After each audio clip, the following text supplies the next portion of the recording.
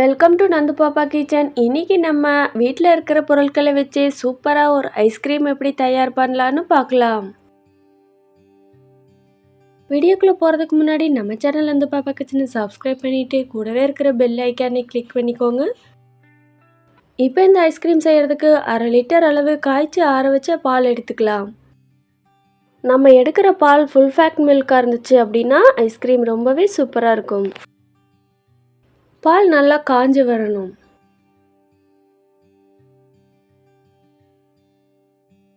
இது போல் ஆடைகள் சேர்ந்துச்சு அப்படின்னா ஆடைகள் எல்லாம் உள்ளேயே தள்ளி விட்டுட்டு நல்லா கொதிக்க வச்சுக்கலாம். நம்ம எடுத்த பால் 1/2 லிட்டர் அப்படின்னா அது கொஞ்சமாவது குறையணும், அந்த அளவு வரைக்கும் நல்லா காய்ச்சிக்கணும். நம்ம சேர்த்த பால் இது போல் கொஞ்சமாக குறைஞ்சதுக்கப்புறமா இப்போ நம்ம ஒரு 10 பாதாம் ஊற வச்சுருக்கிறோம். அது நல்லா தோல் நீக்கி எடுத்துகிட்டு வந்துடலாம். நீங்கள் பாதாம் ஊற வைக்காமல் சேர்க்குறீங்க அப்படின்னா சுடுதண்ணியில் போட்டுட்டு தோல் நீக்கினீங்கன்னா தோல் நல்லா வந்துடும். இது போல் நல்லா தோலில் நீக்கிட்டு ஒரு மிக்ஸி ஜாரில் சேர்த்துக்கலாம். பாதாம் சேர்க்கறது முற்றிலும் ஆப்ஷனல் தாங்க. நீங்கள் விருப்பப்பட்டீங்கன்னா சேர்த்துக்கலாம், இல்லைன்னா ஸ்கிப் பண்ணிடலாம். மிக்ஸி ஜாரில் சேர்த்துட்டு நல்லா அரைச்சிட்டு வந்துடலாங்க. அதுக்கப்புறமா கார்ன்ஃப்ளவர் ஒரு 4 டீஸ்பூன் அளவு சேர்த்துக்கலாங்க. கார்ன்ஃப்ளவருக்கு பதிலாக நீங்கள் கோதுமை மாவு இருந்தால் கூட சேர்த்துக்கலாம். அதுக்கு பிறகு 3 பிஸ்தா இது போல் சின்ன சின்ன பீசஸாக கட் பண்ணி வச்சுக்கலாம். பால் நல்லா இது போல் சுண்டி வந்ததுக்கு பிறகு நம்ம அரைச்சி வச்ச பாதாம் விழுதுகளை இதில் சேர்த்துக்கலாம். சேர்த்துட்டு நல்லா மிக்ஸ் பண்ணி விட்டுடலாம். இந்த பாதாம் விழுதுகளை சேர்த்த உடனே ஓரளவு பால் கெட்டியாக வந்துடும்.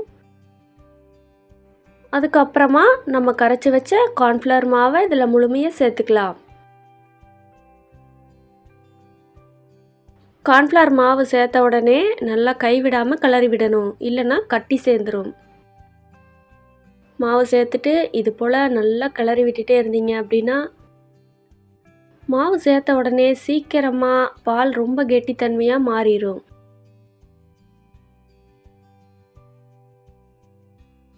இது போல் நல்லா கெட்டியாக மாறிட்டே வரும்.